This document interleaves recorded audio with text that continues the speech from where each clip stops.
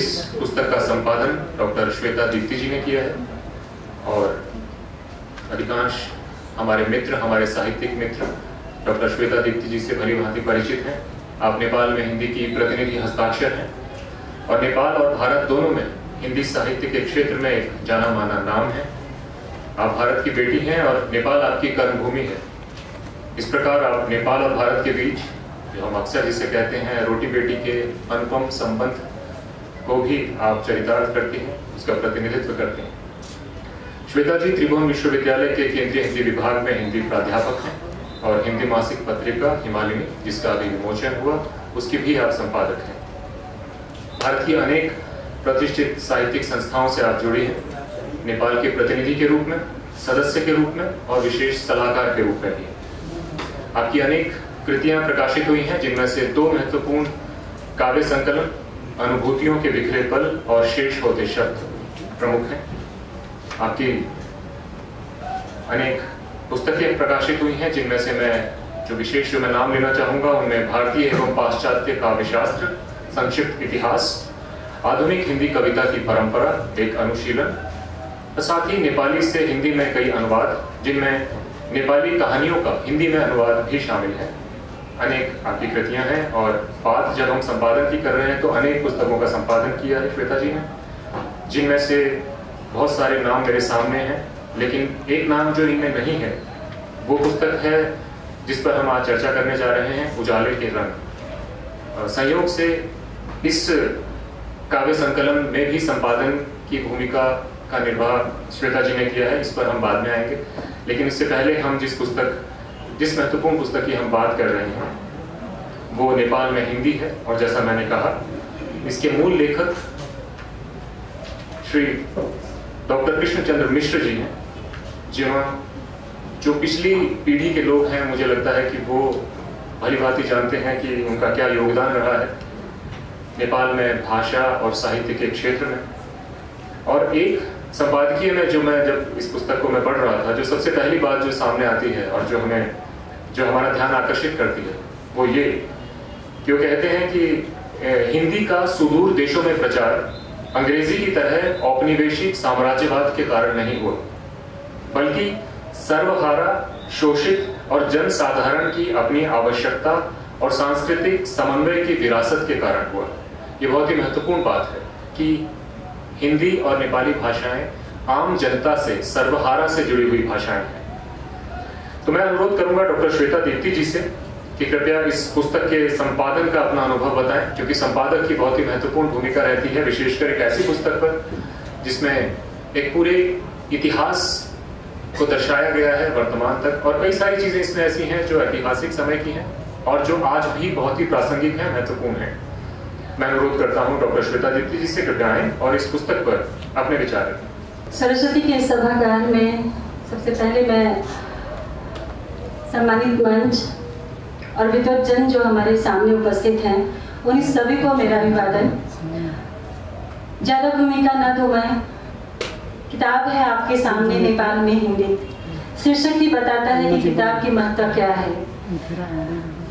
ये नेपाल में हिंदी का जो होने की जो बहस है वो आज की नहीं है, हमेशा से होती रही है। उसके बावजूद मैं कहूँ कि हिंदी का एक समृद्ध साहित्य यहाँ विकसित हो रहा है, जिसमें आज ही सुबह एक किताब मिली नीलगंज से गणेश लाट जी की क्षमादान, आज हमारे सामने उजाले के संग।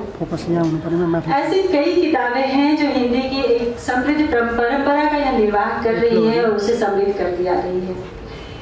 ऐसे में अगर ये मैं कहूँ कि नेपाल में हिंदी कोई यहाँ की नई भाषा है या हिंदी के यहाँ पाठक नहीं है, हिंदी के लेखक नहीं है, तो ये बिल्कुल गलत होगा। भाषा की जहाँ महत्ता की बात है, मैं कई बार कहती हूँ कि भाषा की वजह से अगर बहुत कुछ टूटता भी है तो वही भाषा आपको जोड़ने का भी काम करती है। बस थोड़ा सा अपने मस्तिष्क को अगर हम खुला रख लें, थोड़ा सा अपने दिल को अगर बड़ा कर लें, तो किसी को भी स्वीकार करना हमारे लिए इतना मुश्किल नहीं होगा। मैं अक्सर कहा करती हूँ जब भी कि हिंदी का दिल बहुत बड़ा है, तो कई बार इस पे लोग कह देते हैं कि क्यों और भाषा का नहीं है। तो इस संदर्भ में मैं बस इतना कहूँ कि हिंदी एक ऐसा मंच रही जिसने अकेले सफर तय नहीं किया है।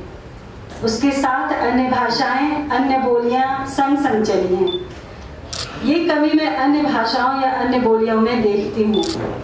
अब ये डर किस वजह से है मैं नहीं जानती, लेकिन अगर कहते हैं उंगलियां अगर 5 अलग अलग हैं, उसे अगर हम बांध दें तो वो मुट्ठी बन जाती है, तो उसकी सशक्तता उसे कोई तोड़ नहीं पाती। इसी मायने में कहूँ कि मेरा ये कहूँ तो दुर्भाग्य रहा कि मैं जब नेपाल में आई, वो उससे 1 साल पहले स्वर्गीय डॉक्टर कृष्ण मिश्र हमारे बीच नहीं रहे थे। उसके बाद में हिंदी विभाग से जुड़ी, उनके लिए मैंने बहुत जाना और ऐसा सहयोग हुआ कि उनके नाम से जो पत्रिका निकली मैं उसमें आबद्ध हो गई।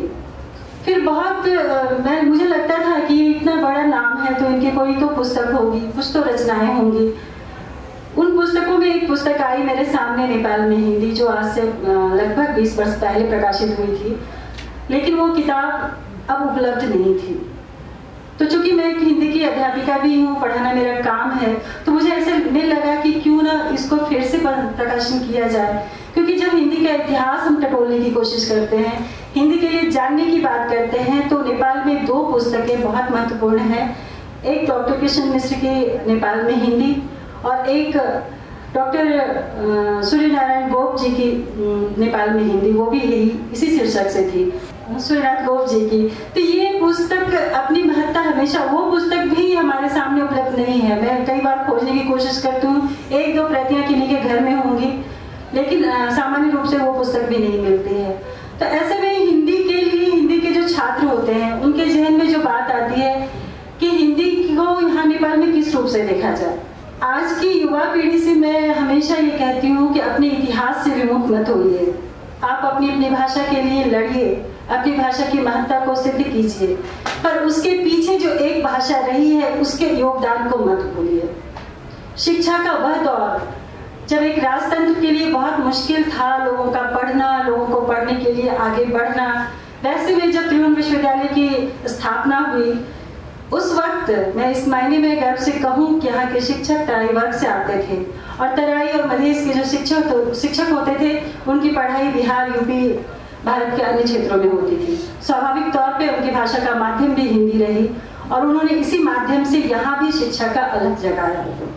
ऐसे में अगर कहते हैं कि कभी आपके लिए कोई 1 रुपया करे, 1 अठन्नी भी करे तो उसको याद रखिए। अगर अठन्नी है तो उसे रुपए का महत्व दीजिए, रुपया है तो उसको 100 का महत्व दीजिए। मैं नाम नहीं लेना चाहूंगी, हमारे नेपाली के विद्वज्जन, नेपाली के साहित्यकार, जो हमारे तराई क्षेत्र के साहित्यकार या पढ़े लिखे लोग थे, जो तराई से यहाँ आकर जिन्होंने शिक्षक की भूमिका निर्वाह की, उन सब की अगर मातृभाषा थी तो हिंदी थी। ऐसे में जब एक दौर चला और इसे बिल्कुल नकार दिया गया, हर राष्ट्र की एक राष्ट्रीय भाषा होती है, यहाँ की राष्ट्रीय भाषा नेपाली है, जिसका मैं हृदय से सम्मान करती हूँ, क्योंकि ये हमारी पहचान होती है। नेपाल अगर है तो नेपाल की पहचान नेपाली भाषा से है, पर उसके पीछे के इतिहास को भी हम नकार नहीं सकते। संग चलने का एक अलग आनंद होता है, अलग अलग चलने तो मंजिलें और दूर हो जाती हैं। इसलिए आज जो भाषा के ऊपर इतनी बातें हो रही हैं, मुझे लगता है हमारे पहाड़ी क्षेत्र से अधिक मधेश के क्षेत्रों में ये बहुत विकसित रूप में हो रहा है। एक बार संग चल के देखिए, बहुत अच्छा लगेगा। तो मैं नेपाल में ये पुस्तक अभी आपके समक्ष है, आप सभी पढ़ेंगे, और जहाँ तक संपादकीय की बात है, कठिनाई मुझे नहीं हुई। हाँ, मैंने इसमें उसे जोड़ा जो कृष्ण मिश्र जी की डायरी के कुछ पन्ने थे जो पहले के संस्करण में नहीं थे, जो मुझे लगा कि नहीं उसे भी इसमें होना चाहिए था, मैंने उसे कोशिश की। कुछ आंकड़े थे जो आज के समय में शायद वो आंकड़े सही नहीं होंगे, लेकिन मैंने उसे ज्यों का त्यों छोड़ा। ये लेखक की अपनी मौलिकता होती है, मैं उसके साथ खेलना नहीं चाहती थी, लेकिन उससे जो अलग बातें थी जो आज के संदर्भ में मुझे उपयुक्त लगी वो मैंने अपने संपादकीय में डाला है। आप उससे भी परिचित होंगे। ज़्यादा मैं समय नहीं लूंगी, क्योंकि पुस्तक जब सामने है तो आप उसे जरूर अध्ययन करेंगे, ये मेरा विश्वास है। पर फिर एक बार कहूँ, हमारे सामने एक विद्वत वर्ग की उपस्थिति है, अपने क्षेत्र में, अपने दिल में, अपने हृदय में। ये मान के चलिए कि हिंदी विदेशी भाषा नहीं है, हिंदी हम सबके बीच की भाषा है, हमारी अपनी भाषा है, और इसकी एक समृद्ध परंपरा का निर्वाह आज के युवा लेखक, आज हमारे सामने बैठे हुए हैं, शलभ जी हैं, शामी सर हैं, सभी उससे प्यार करते हैं, सभी उसे लिखना चाहते हैं, क्योंकि एक बृहद पाठक वर्ग है हमारा, जिस तक तक अगर आपको अपने साहित्य को पहुंचाना है तो उसका सहारा आपको लेना ही पड़ेगा। बिना उसके सहारा के, बिना अनुवाद के आप वहां तक नहीं पहुंच पाएंगे। हिंदी को विश्व स्तर में जो सम्मान मिल रहा है उससे हम एक पड़ोसी होने के नाते क्यों नकार रहे हैं। हाँ, ये है कि हिंदी के साहित्य को और जगह पर, चाहे विश्व का कोई और देश हो, वो अपनी भाषा में उस साहित्य का अध्ययन कराने की व्यवस्था रखता है। और यहाँ तक तो मैं कहूँ कि नेपाल भारत की सीमा पर कई ऐसे विद्यालय हैं जहाँ नेपाली की अगर पढ़ाई होती है तो वह भी हिंदी के माध्यम से होती है। महत्ता यहीं सिद्ध होती है। समझे हम कि हमारा अगर ये नेपाल और भारत का संबंध कई स्तर पे, वो सांस्कृतिक, धार्मिक, शैक्षिक, हमारा व्यापारिक, राजनीति की बात मैं यहाँ ना करूँ, और हमारे साहित्यिक स्तर पे हम सब एक हैं, एक ही रहेंगे, इसको हम नकार नहीं सकते। संस्कृति और साहित्य हमेशा जोड़ने का काम करता रहा है। इसे बेवजह तूल देकर इसे भड़काने की कोशिश नहीं करें, उसे सहृदयता से अपनाएं। यही मेरी गुजारिश है आप सबों से। मैं इतना ही कहकर के अपना स्थान ग्रहण करना चाहूँगी। धन्यवाद।